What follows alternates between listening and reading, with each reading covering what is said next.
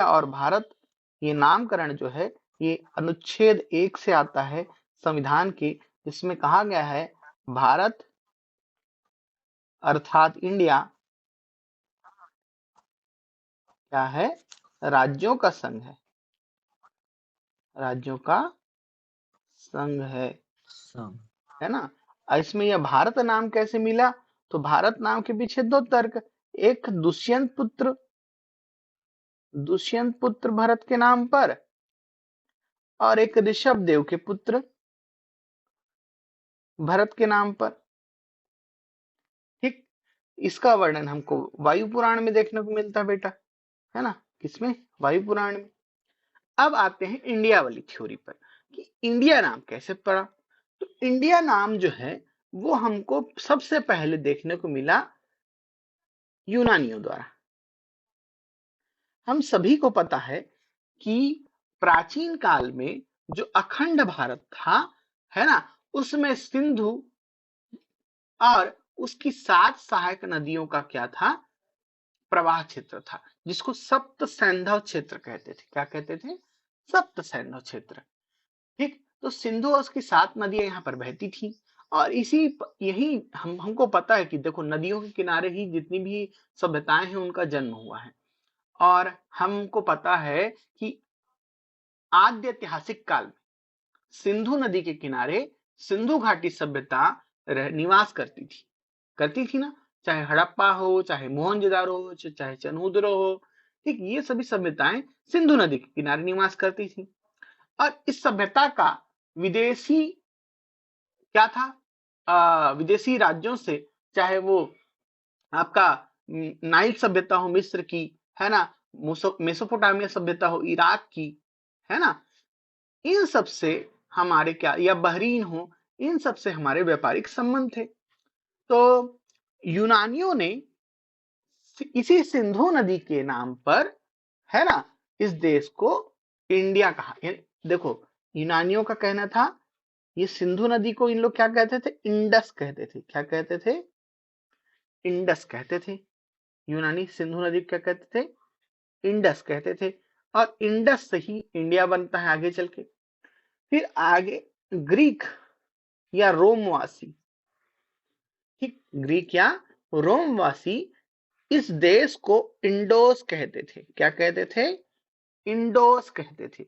और इंडोस के से आगे क्या बना, इंडिया बना। लेकिन चलो ये तो परिकल्पना है कि शायद यूनानियों ने कहा या ग्रीक वासियों ने कहा, लेकिन एक्चुअली जब जो लैटिन कंट्रीज हैं, चाहे यूरोपियन कंट्रीज हैं, उन्होंने भारत को इंडिया नाम कैसे दिया।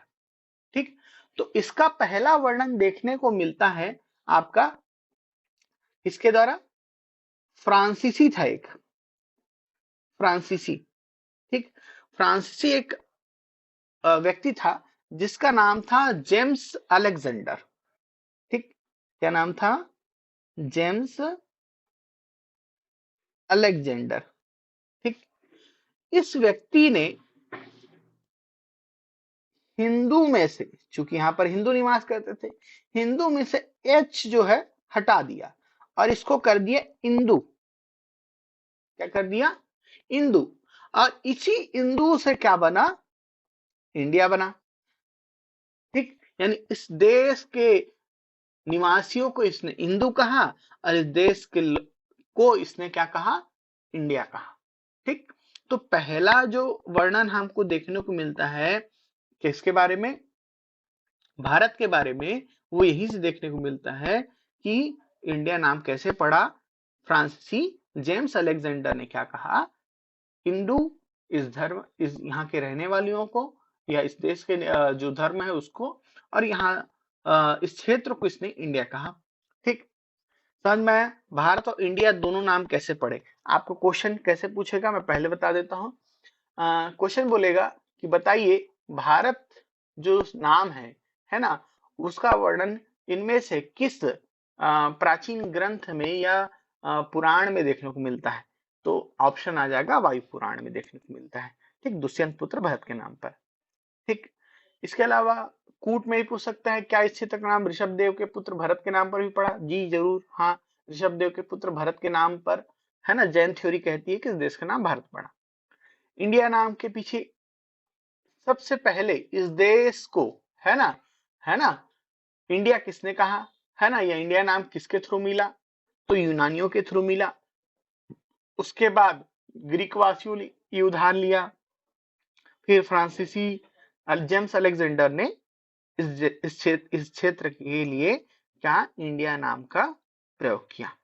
क्लियर है? यस समझ में आया बात यहां तक? यस चलो, तो ये हो गया भैया इंडिया नाम, है ना। अच्छा, अब इसके अलावा भी आपको कुछ चीजें देखने को मिलती हैं, है ना। ये भारत और इंडिया तो आज के ऑफिशियल नेम हुए, लेकिन हमने इस क्षेत्र के लिए हिंदुस्तान शब्द का प्रयोग भी सुना है। कौन सा? हिंदुस्तान। हिंदुस्तान नाम के पीछे तर्क क्या है? सिंधु को ईरानी जो है ना, कौन? ईरानी। ईरानी क्या कहते थे? सिंधु को कहते थे हिंदू। क्या कहते थे? हिंदू। सा को हा कहते थे वे। तो इसीलिए इस नदी को वो क्या कहने लग गए? हिंदू कहने लग गए। सिंधु की जगह क्या कहने लग गए? हिंदू। और इसी से ही इस क्षेत्र में रहने वाले लोगों के लिए हिंदुस्तानी और इस क्षेत्र के लिए हिंदुस्तान शब्द का प्रयोग प्रारंभ हुआ। तो आपको क्वेश्चन पूछेगा कि बताइए भारत को हिंदुस्तान नाम किसने दिया या किसके थ्रू मिला? तो ईरानियों ने दिया, पारसी, है ना, पारसी है होते थे ईरानी। तो पारसियों या ईरानियों ने ही भारत क्षेत्र के लिए हिंदुस्तान शब्द का प्रयोग किया, ध्यान रखिएगा। ठीक, इसके अलावा हिंदुओं के, अब यही याद रखिएगा, कल्चरल चीजें हैं। सिंधु नदी के किनारे जो सभ्यता निवास करती थी, है ना, वही हिंदुस्तानी थे। ठीक, और हिंदुस्तानी कहने का अर्थ एक संस्कृति से है जो उसको मानता है। ठीक, तो पूरे देश भर में अगर चाहे वो किसी भी धर्म का हो, वो एक कल्चर को मानता है, वो है हिंदू। ठीक, चलिए, एक धर्म से बढ़कर है, ये ध्यान रखिए। चलिए फिर नेक्स्ट देखते हैं। ऋग्वेद में इस क्षेत्र के लिए हमने आर्यावर्त और ब्रह्मर्षि देश ये दोनों शब्द सुने। आर्यावर्त क्यों? क्योंकि आर्यों के निवास स्थान के कारण इस क्षेत्र को क्या कहा गया? आर्यावर्त कहा गया। क्या कहा गया? आर्यावर्त। ठीक, समझ में आया? और जब क्या, जब आर्य पूरे, यानी क्या बोलते हैं, मध्य भारत, सॉरी, गंगा के मैदान तक पहुंच गए थे, तो इस क्षेत्र के लिए ब्रह्मर्षि देश शब्द का प्रयोग किया गया। ठीक, ठीक है जी। इसके बाद हम आते हैं जैन व बौद्ध धर्म ग्रंथों के अनुसार। जैन व बौद्ध धर्म ग्रंथों के अनुसार, जैन व बौद्ध धर्म ग्रंथों के अनुसार इसे जम्बू द्वीप कहा गया। इस क्षेत्र के लिए क्या कहा गया? जम्बू द्वीप। ये महत्वपूर्ण है। देखो, ये छोटी छोटी आपको लग रहा होगा सर ये क्या पढ़ा रहे हो, लेकिन क्या होता है कि आप बेसिक्स आपका स्ट्रांग होना चाहिए। जब भी आप कोई बड़ी इमारत बनाते हैं तो उसकी नींव क्या होनी चाहिए? मजबूत होनी चाहिए, है ना। तो अगर आप इस तरह से बेसिक से लेकर पढ़ोगे ना, तो आपको बिल्कुल कहीं दिक्कत नहीं होगा। ठीक, तो देखो, जैन व बौद्ध धर्म ग्रंथों में से क्या कहा गया? जम्बू द्वीप कहा गया। अभी आपको ये जो इमेज दिख रहा है यहाँ पर, यही जम्बू द्वीप है। जम्बू द्वीप जो है, इसमें लगभग पूरा का पूरा एशिया शामिल था। ठीक, क्या पूरा का पूरा एशिया शामिल था? ठीक, तो भारत को जम्बू द्वीप का हिस्सा बताया गया है जैन व बौद्ध धर्म ग्रंथों में। ठीक है जी, क्लियर है? ये केवल आपका हो गया नाम का स्लाइड, है ना। ठीक, क्लियर है ना? ये दिख रहा है ना आपको? ये नाम का स्लाइड है। इंडिया, भारत, हम इसको वर्तमान ऑफिशियल नेम से जानते हैं, लेकिन इसका ओरिजिन कहाँ है? तो सीधी सी बात है, अनुच्छेद 1 भारतीय संविधान के, है ना, उसमें कहा गया है India that is Bharat shall be union of state. तो इसमें इंडिया भारत दो शब्दों का वर्णन है। भारत जो नाम है ऋषभ देव के पुत्र भरत के नाम पर दुष्यंत पुत्र भरत के नाम पर पड़ा। इंडिया जो है वो यूनानियों के द्वारा दिया गया सबसे पहले, जिसमें वो सिंधु को इंडस कहते थे, आपको पूछ भी सकता है। यूनानी सिंधु नदी को क्या कहते थे, तो इंडस कहते थे, ठीक। जबकि ईरानी सिंधु को हिंदू कहते थे, और ग्रीक वासी इसे इंडोस कहते थे। फ्रांसीसी जेम्स अलेक्जेंडर ने इस क्षेत्र में निवास करने वाले लोगों के लिए इंदु शब्द का प्रयोग किया, और इस देश के लिए इंडिया शब्द का प्रयोग किया, ठीक। ऋग्वेद में आर्यावर्त ब्रह्मर्षि देश इस क्षेत्र के लिए प्रयोग किया गया है नाम। जैन व बौद्ध धर्म ग्रंथों में से जम्बूद्वीप का हिस्सा बताया गया है, ठीक। समझ में आया? क्वेश्चन इतना ही आएगा। एक चीज और ध्यान रखिएगा कि ये जो आपका आज भी आप अफ्रीका जाएंगे तो अगर आपको आपको अपना नाम बताना पड़ता है वहां पर, है ना, तो इंदे कहते हैं, इंदे कहते हैं, INDEA सॉरी, इंदे कहते हैं, है ना। वहां पर लोग भारत नाम से नहीं जानते हैं, अफ्रीका के लोग इंदे कहते हैं इस क्षेत्र के को। और होड्डू शब्द का भी प्रयोग है हिब्रू में, है ना, इस क्षेत्र के लिए, है ना, ठीक। और यिंतु या त्युएंचू शब्द का प्रयोग है चीनी भाषा में इस देश के लिए। यिंतु या तिएनचू शब्द का प्रयोग है, ध्यान रखिएगा, है ना, यिंतु या तिएनचू किसके लिए, भारत के लिए, ठीक। तो ये हो गया नाम। चलो अब नेक्स्ट स्लाइड में चलते हैं। नेक्स्ट स्लाइड में हमने देख तो लिया भारत का नामकरण क्या है, नामकरण कैसे आया। अब हम देखेंगे भारत की स्थिति एवं विस्तार, ठीक। तो हमारा नेक्स्ट जो यहाँ पर टॉपिक है वो है भारत का स्थिति एवं विस्तार, ठीक। कि भैया भारत कितने क्षेत्र में फैला हुआ है, उसकी पोजीशन कहाँ पर है, ये हमको देखना है यहाँ पर। तो देखो सबसे पहली बात, हम सब ने देखा कि ग्लोब कैसा दिखता है, वर्ल्ड कैसा दिखता है, विश्व कैसा दिखता है, ठीक। क्या विश्व कैसा दिखता है, ठीक। यहाँ पर देखो आप, ये आपको PDF दिख रहा है, इमेज दिख रही है, इसमें ये आपको ग्लोब दिख रहा है। हमको पता है कि ये प्रधान याम्योत्तर, ये वाली रेखा है, ये वाली जो रेखा है वो क्या है, प्रधान याम्योत्तर रेखा है। ये वाली जो रेखा है वो क्या है आपकी 0 डिग्री रेखा है, ठीक। ये GMT रेखा है ना बेटा, है ना, और इसी को प्रधान याम्योत्तर भी रेखा भी कहते हैं। और ये कौन सी है, विषुवत रेखा, ठीक।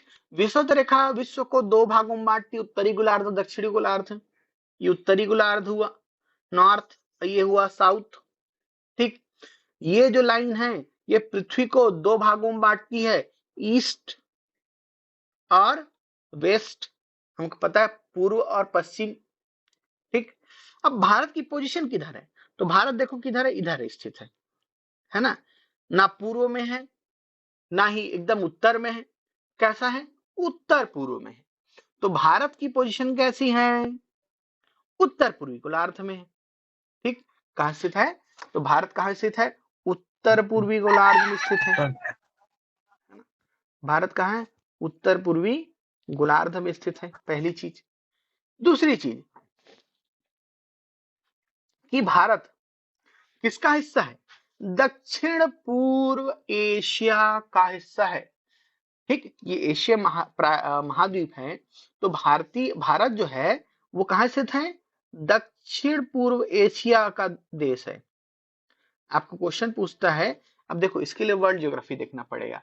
मैं एक वीडियो लेक्चर लेके आऊंगा एशिया के, आपको मैंने कुछ दिनों पहले अगर आप ग्रुप में देखे होंगे, मैंने एशिया का क्या भेजा है आपको, ज्योग्राफिकल डिटेल्स भेजा था कि एशिया कैसा दिखता है, इसमें दक्षिण पूर्व एशिया क्या होती है, इसमें मध्य एशिया क्या है, ठीक, इसमें पूर्वी एशिया कौन है, ठीक। समझ में आ रहा है। तो आपको पता होना चाहिए कि दक्षिण पूर्व एशिया कैसा है। दक्षिण पूर्व एशिया में भारत शामिल है, ये भारत हो गया, ये म्यांमार बर्मा हो गया, ये कंबोडिया हो गया, ये लाओस हो गया, ठीक। ये आपका वियतनाम हो गया, ठीक। ये आपका जावा सुमात्रा द्वीप समूह हो गए, ये बोर्नियो आइलैंड हो गया, ठीक।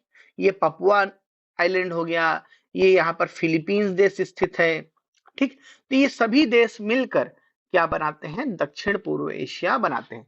तो दूसरी चीज कि भारत कहाँ स्थित है, दक्षिण पूर्व एशिया का हिस्सा है, दक्षिण पूर्व एशिया उपमहाद्वीप में स्थित है भारत। तीसरी चीज कि भारत की आकृति कैसी है, ठीक, तो भारत की आकृति है चतुष्कोणी। यहां पर देखो ये ये ये दिख रहा है, कैसा है, चतुष्कोणी है, ठीक। तो भारत की आकृति कैसी है बेटा, चतुष्कोणी है, कैसी है, चतुष्कोणी है, ठीक, ध्यान रखिएगा। फिर नेक्स्ट थिंग यहां पर क्या है, अब ये तो हो गया क्या, भारत कौन से ये गोलार्ध में स्थित है, कि भारत की स्थिति कैसी है, ये तो हमने देख लिया। अब देखो, अब आते हैं हम अक्षांशीय और देशांतरी विस्तार पर। अक्षांशीय व देशांतरीय विस्तार, ठीक। अक्षांशीय देशांतरी विस्तार देखने से पहले मैं आपको थोड़ा सा बेसिक फिर से रिमाइंड करा देता हूं। हमको पता है जो ये आड़ी लाइन खींची जाती है, ठीक, ये वाली, इसको बोलते हैं हम देशांतर रेखा। क्या कहते हैं, देशांतर रेखा कहते हैं। और इसको बोलते हैं अक्षांश रेखा। जो तिरछी लाइन खींची गई है इनको कहा जाता है अक्षांश रेखा, ठीक। किसी भी देश की स्थिति को हमको बताना है, उसके जियोग्राफिकल लोकेशन को बताना है, तो हम इन रेखाओं का प्रयोग करते हैं। हमको पता है कि बहुत सारी आभासिक हमने लाइंस ऐसे करके खींच रखी है, पूरे ग्लोब में खींच रखी है कि नहीं खींच रखी है ना। तो ये जो लाइनें हमने खींच रखी हैं, है ना, इसी के द्वारा हम किसी देश के हम क्या करते हैं, स्थिति को बताते हैं, ठीक। समझ में आ रहा है ना बात। अब देखो हमको वही आगे देखना है। ये सबसे पहले मैं उसको बताने से पहले मैं थोड़ा सा आपको ये दिखा देता हूँ। ये देखो, ये क्या दिख रहा है आपको, भारत दिख रहा है। ये भारत का ऑफिशियल मानचित्र है। वर्तमान में भारत आपको कुछ इस तरीके से दिखाई दे रहा है, ठीक। आगे हम लोग स्टेट्स के बारे में जब चर्चा करेंगे तो मैं स्टेट्स को और आगे आपको डीप और डिटेल से बताऊंगा, ठीक। अभी देख लो इंडिया कैसे दिख रहा है, ठीक। ये इंडिया का ऑफिशियल मैप है जो भारत सरकार ने जारी किया है, ठीक। चलिए ये देखिए, इंडिया आपको कुछ ऐसा दिखता है। हमारे पड़ोसी हैं, यहाँ पर देखो पाकिस्तान किस ओर है, हमारे किधर है जी, उत्तर पश्चिम में है। चाइना हमारे उत्तर पूर्व में है ना, ठीक। आपका बांग्लादेश हमने पूर्व पूर्व की ओर है, दक्षिण पूर्व की ओर स्थित है, ठीक, या पूर्व भी कह सकते हो। म्यांमार भी पूर्व की ओर स्थित है। श्रीलंका हमारे दक्षिण में स्थित है, ठीक। इसके अलावा देखिए, अगर भारत जो है उसके सी लाइन को देखें तो समुद्र यहां से लेकर यहां तक, तो अरेबियन सी यहां पर है। भारत कैसे घिरा हुआ है, देखो यहाँ पर अरेबियन सी है, ये क्या है, अरब सागर है। ये क्या है, बे ऑफ बंगाल है। और ये यहाँ पर क्या है आपका, क्या जी, हिंद महासागर है, क्या हिंद पड़ोसी देश महासागर। है क्या सर? हाँ, पड़ोसी देश है? पड़ोसी देश नहीं बेटा। देखो भारत अगर हम उसका आसपास का विस्तार देखें या आसपास की स्थिति देखें, तो देखो ये भारत किधर, इधर से पाकिस्तान से घिरा हुआ है। यहाँ पर हमको थोड़ा सा अफगानिस्तान देखने को मिलता है ना। ये पूरा चाइना उसको घेरे हुए है। ये जियोग्राफिकल बाउंड्रीज देख रहे हैं हम यहाँ पर थोड़ा सा, है ना। ऊपर की ओर चाइना घेरा हुआ है, ये हिमालय का पार्ट है यहाँ पर, है ना। यहाँ पर हिमालय अवस्थित है, ठीक। यहाँ पर आप देखते हैं, यहाँ पर बर्मा से बाउंड्री है, म्यांमार से बाउंड्री हमारी बनती है, ये बांग्लादेश से हमारी बाउंड्री बनती है, ठीक। उसके बाद जो समुद्री विस्तार है वो देखते हैं, तटीय विस्तार। तो इधर अरब सागर है, किधर, किस ओर, भारत के पश्चिम में अरब सागर है। जी। भारत के पूर्व में कौन सा है, बे ऑफ बंगाल है। दक्षिण पूर्व में कौन सा स्थित है, बे ऑफ बंगाल स्थित है। दक्षिण पश्चिम में हमको अरब सागर देखने को मिलता है। और भारत के दक्षिण में हिंद महासागर स्थित है। तो भारत तीन सागरों से घिरा हुआ है, अरब सागर, है ना, बे ऑफ बंगाल, बंगाल की खाड़ी, और हिंद महासागर से, ठीक। इसके अलावा भारत स्थलीय स्थल की ओर से पाकिस्तान, अफगानिस्तान, चीन, म्यांमार, है ना, और बांग्लादेश से क्या बनाता है, बाउंड्रीज बनाता है। ठीक, चलिए नेक्स्ट स्लाइड पर चलते हैं और अक्षांश और देशांतर रेखाओं को हम अच्छे से समझने की कोशिश करते हैं। तो ये आपका आ गए हम अक्षांश व देशांतर। ठीक, अक्षांश और देशांतर। अब देखिए थोड़ा सा मैप को हम देखते हैं। ये देखिए, ये हमको दिख रहा है भारत। ठीक, इसका पूर्व किधर की ओर होगा, इधर होगा। ये क्या है, भारत का पूर्वी हिस्सा। ये क्या है, भारत का पश्चिमी हिस्सा। ये भारत का उत्तरी हिस्सा और यह भारत का दक्षिणी हिस्सा। ठीक, दिख गया ना। लेकिन क्या भारत का दक्षिणी हिस्सा इतना तक ही है, नहीं। भारत भारत का जो और दक्षिणी हिस्सा है, दूरस्थ हिस्सा है, वो है यहाँ पर अंडमान निकोबार द्वीप समूह में इंदिरा कॉल। ठीक, तो भारत कुछ ऐसा आपको दिख रहा है। अब अक्षांशीय देशांतरी विस्तार यहां से हम देखेंगे। अब देखो, हमने अभी भी समझा था कि जो खड़ी लाइनें होंगी वो क्या कहलाएंगी, देशांतर रेखा, और जो तिरछी लाइनें होंगी वो कहलाएंगी अक्षांश रेखा। तो देखिए यहाँ पर भारत जो अक्षांशीय रेखा के मध्य स्थित है, वह स्थित है आपका 8 डिग्री 4 से लेकर, ये देखो, ये आपको दिख रहा है 8 डिग्री 4, यहाँ पर क्या स्थित है, 8 डिग्री 4। ठीक, ये लाइन जो है, ये है ना, ये भारत का दक्षिणतम बिंदु है। भारत का जब पूछे दक्षिणी बिंदु कौन सा है, तो कौन सा है, कुमारी अंतरिप है। ठीक, तो ये कुमारी अंतरिप भारत का दक्षिणी बिंदु है, जो कहां पर स्थित है, 8 डिग्री 4 इधर स्थित है। उत्तरी अक्षांश है, ये ध्यान रखिएगा, दक्षिणी अक्षांश नहीं है ये, है ना। कैसा स्थित है, उत्तरी अक्षांश, है ना। ये देखो, ये यहाँ पर इधर कहीं पर क्या होगा, विषुवत रेखा होगा बेटा। ठीक, ये विषुवत रेखा होगा, ये 0 डिग्री विषुवत रेखा। ये ऊपर से ऐसे बढ़ते जाएगा ना, 5 6 7 8। ठीक, तो ऐसे ही ये बढ़ते गया। ये मान लेते हैं, इसको मान लेते हैं यहाँ पर बाय द वे 2 होगा, है ना। ये यहाँ पर 4 होगा, ये क्या होगा, 6 होगा, और ये हो गया 8 डिग्री, है ना।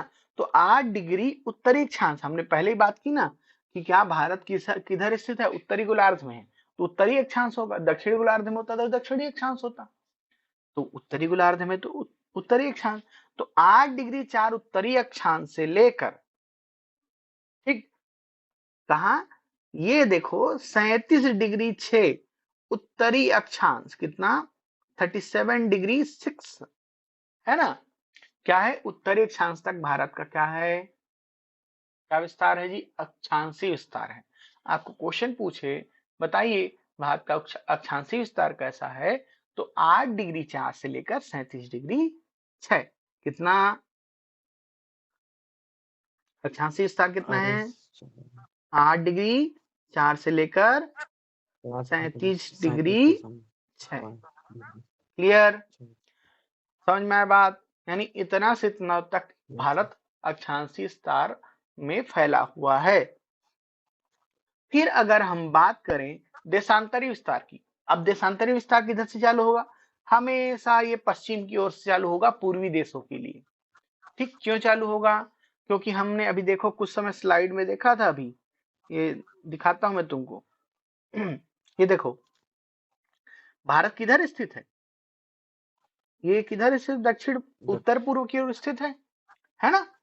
तो उत्तर पूर्व में स्थित है, तो भारत यहां से अक्षांश रेखा चालू होगी, ये, और यहां से देशांतर रेखा चालू हो रही। तो बाय द वे ये वाली 5 डिग्री है, फिर 6 है, फिर 8 है, फिर 10 है, 20 है, 30 है, ऐसे करके जब भारत तक पहुंचती है ना ये लाइन, ऐसे खड़ी लाइनें, ये ऐसे ऐसे करके जब ये भारत तक पहुंचेंगी, है ना, तब तक भारत का जो पश्चिमी बिंदु है ना, कहा, भारत का पश्चिमी बिंदु, ठीक, ये वाला, है ना, वो कहां पर पहुंचता है, कौन सी लाइन पर मिलता है, 37 डिग्री 6 लाइन पर मिलता है। ओ सॉरी, कितना,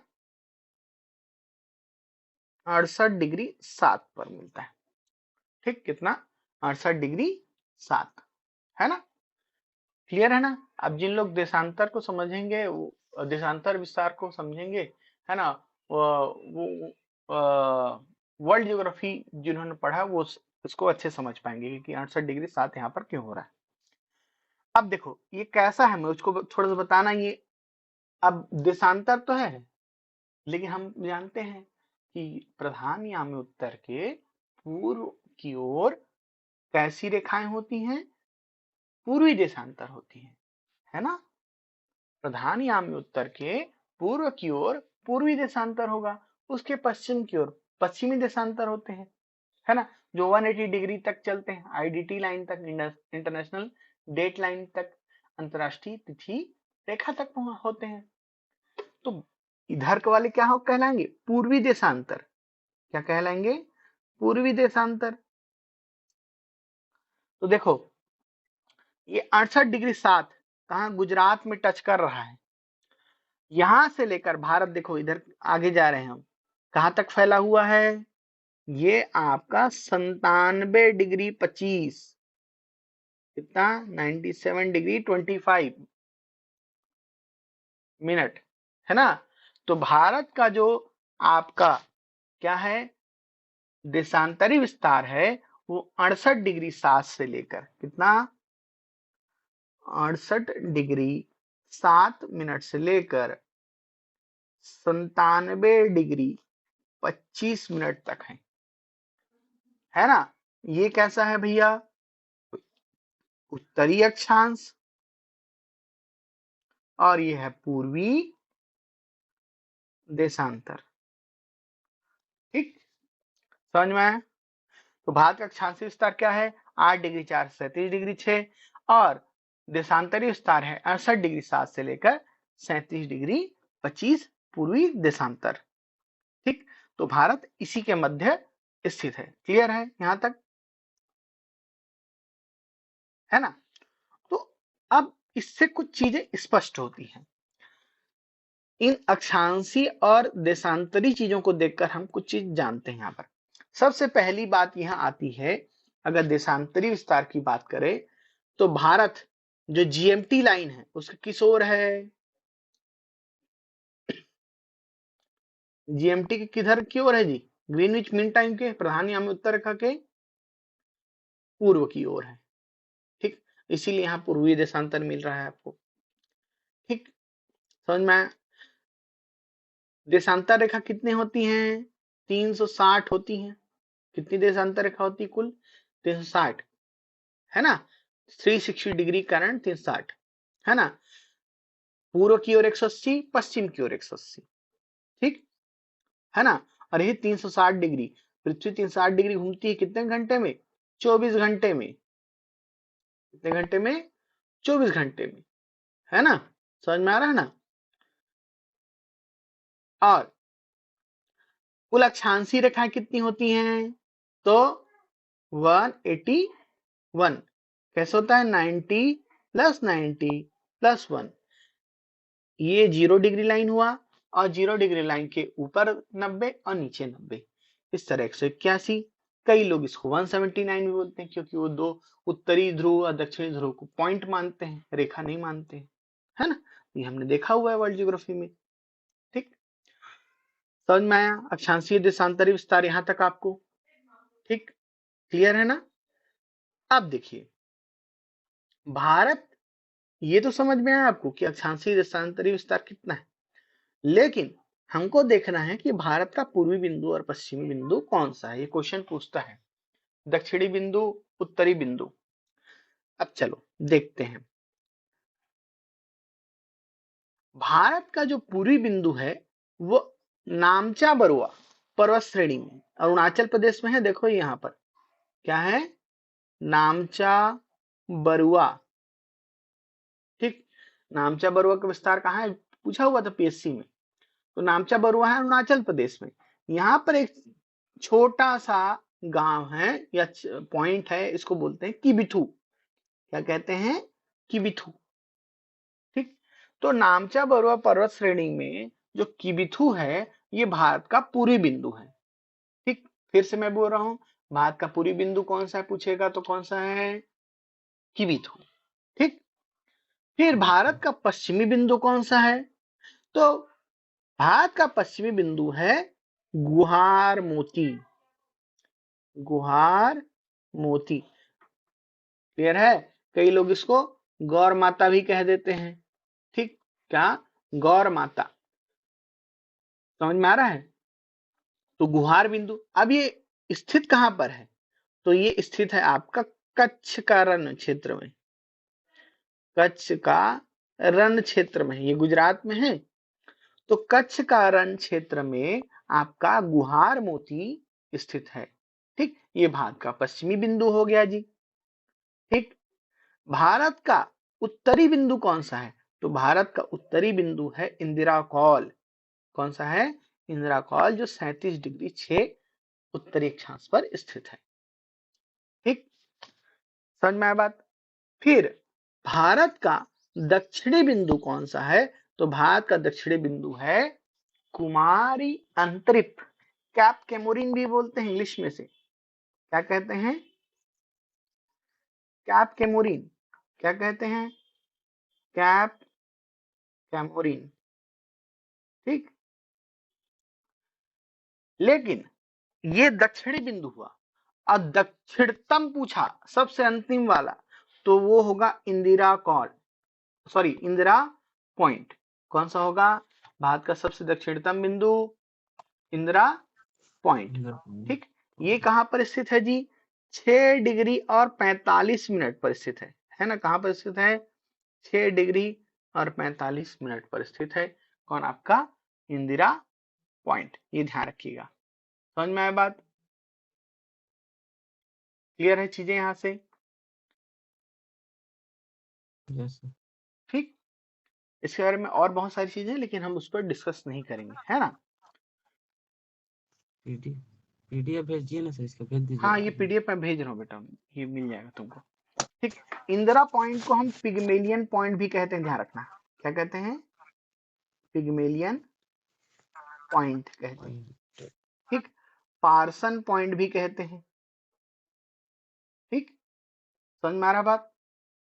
ठीक, और इसके बारे में मैं और जो अगला हम लोग क्लास लेंगे उसके बारे में डिटेल से चर्चा करेंगे। ठीक, अगले क्लास में हम लोग भारत में जो इंटर आईएसटी लाइन है, कर्क रेखा है, उसके बारे में चर्चा करेंगे। और आपको मैं और डिटेलिंग से किबिथु, इंदिरा पॉइंट और इंदिरा कॉल, इन सब के बारे में अच्छे से और डिस्कस करके बताऊंगा। भारत की जो उत्तरी पूर्वी बिंदु है, पश्चिमी बिंदु, उसके भी 2 घंटे का अंतर क्यों होता है ये भी बताऊंगा। हम कैलकुलेट करके बताएंगे। भारत की स्थलीय सीमा कितनी है, तटीय सीमा कितनी है ना, द्वीपीय सीमा कितनी है। ठीक, भारत में भू अवस्थित राज्य कौन कौन से हैं, ठीक, तटीय राज्य कौन कौन से हैं, पूर्वी तट में कितने राज्य स्थित हैं, दक्षिणी पश्चिमी तट में कितने राज्य स्थित हैं, इन दोनों को कौन 2 भागों में विभाजित करता है। ठीक, इसके अलावा भारत की प्रादेशिक सीमा कितनी है, ठीक, या भारत की जलीय सीमा कितनी है। ठीक, भारत के जो बाउंड्रीज हैं, किन किन देशों के साथ कौन कौन सी बाउंड्रीज लगी हुई हैं। ठीक, समझ में आ रहा है ना? इसके अलावा हम भारत में जो अंतर्राष्ट्रीय सीमाएं हैं ये हो गया, है ना, भारत के राज्य, केंद्र शासित प्रदेश, इन सब के बारे में हम नेक्स्ट क्लास में डिस्कस करेंगे। आज क्लास थोड़ा सा छोटा रहेगा, कल हम लोग मैप के थ्रू आपको सब इसको डिस्कस करेंगे, है ना? ठीक, आज यस सर। क्लास का फर्स्ट डे है, ज्यादा मेरा प्लान नहीं था आज ज्यादा लेने का, है ना? आपको ऐसे ही मैं पीडीएफ देने का ट्राई करूंगा, और ये मैं आपको पीडीएफ भेज रहा हूँ, है ना? ठीक, भेजना नहीं यस पड़ेगा, सॉरी। आप लोग ये इसमें एप्लीकेशन में स्टडी मटेरियल सेक्शन में जाइएगा। ठीक, बैच में क्लिक करिएगा, स्टडी मटेरियल सेक्शन में जाना। स्टडी मटेरियल सेक्शन में ऑलरेडी ये अपलोडेड मिल जाएगा, पहला क्लास आपको पीडीएफ, है ना? चलो यस सर। ठीक है, कल मिलते हैं अपन 9:30 में, है ना? और आगे डिस्कस करेंगे इंडियन ज्योग्राफी को, है ना जी? ठीक, और कोई होंगे तो उनको भी आप लोग बता दीजिएगा क्लास के बारे में। ठीक, बोर्ड पे नहीं ले रहा हूँ क्योंकि यहाँ पर हमको मैपिंग करना है, तो मैपिंग यहाँ पर इजी पड़ेगा, इसलिए बोर्ड पे क्लास नहीं ले रहे हैं, व्हाइट बोर्ड पर। व्हाइट बोर्ड पर क्लास जब थ्योरेटिकल पोर्शन आएगा तो जरूर लूंगा। ठीक है, चलिए कल मिलते हैं यस अपन, है ना, 9:30 पर।